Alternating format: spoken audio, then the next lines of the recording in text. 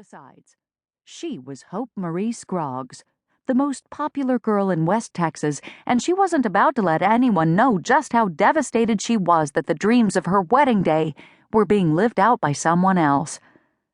Someone who, at that moment, looked over at her and smiled a bright, cheerful smile, with white, even teeth that reflected the lights shooting off the huge disco ball hanging from the ceiling. How could some sugary, sweet Disney princess have lived in the same womb with her for 9 months? It made absolutely no sense whatsoever. Nor could Hope figure out why she smiled back, though it might have been more of a baring of teeth, because Faith's smile fizzled before Slate whirled her away. "Your fangs are showing, honey." Her best friend, Shirlene, slipped into the same folding chair next to her with a soft rustle of gold satin. Since her daydream was already stomped to smithereens, Hope turned to Shirlene and lifted a brow at the mounds of flesh swelling over the top of her bridesmaid's dress. "Better than having my boobs showing," Hope retorted. Shirlene didn't even attempt to tug up the strapless confection that put Hope's grotesque purple maid of honor's dress to shame. "Admit it, you've always been jealous of the girls." Shirlene flashed a bright smile at Kenny and Twyla as they got up and headed for the dance floor. "The girls?" Hope's eyes widened. "Those aren't girls, Cheryl. Broads, maybe, but not girls." Shirlene laughed. "Okay, so you've always been jealous of the broads." Hope shrugged. "If you had my teacups, you'd be jealous too." "I don't know about that. I get pretty tired of lugging these suckers around." "I'm sure Lyle doesn't mind helping out with that." She glanced around for Shirlene's husband. "Where is Lyle, anyway?" "He's got a meeting in the morning, so he wanted to get to bed early." "A meeting on a Sunday?"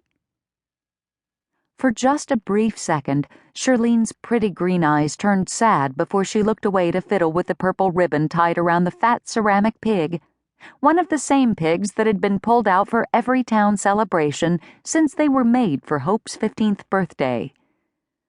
"That's the problem with marrying a wealthy man. They're so busy making money they don't have time to make babies." "Are you still trying?" Shirlene shrugged as she retied the ribbon in a perfect bow. "Lyle thinks it's God's will." "You could adopt, you know." "I know, but maybe Lyle's right. Maybe this West Texas girl is a little too wild to be a good mama." Releasing her breath, she flopped back in the chair, causing her broads to jiggle like Aunt May's Jell-O mold. "Geez, we make a pathetic pair, don't we, Hog? Me, a lonely, childless housewife, and you a jilted woman." Hope looked around before hissing under her breath.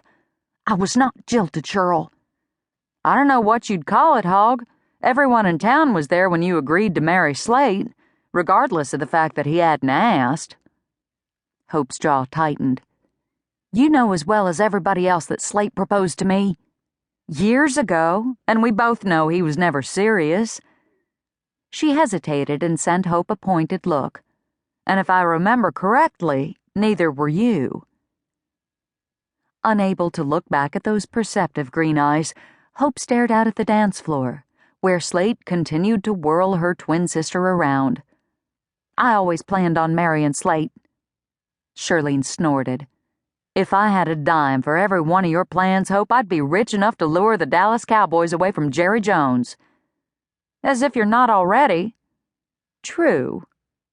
The contagious smile flashed as Shirlene reached over and picked up a champagne bottle. She filled a cup for each of them before lifting hers. "Here's to wild West Texas women. We might be down, but we'll never be out." Finally giving in to a smile, Hope lifted her cup and tapped Shirlene's. "Damn straight." But before she could take a sip, the mayor, Harley Sutter, came chugging up and took the cup from her hand. "No time for drinking, Hope." He handed the cup to Shirlene and pulled Hope up from her chair. "Not when the entire town wants to dance with their sweetheart."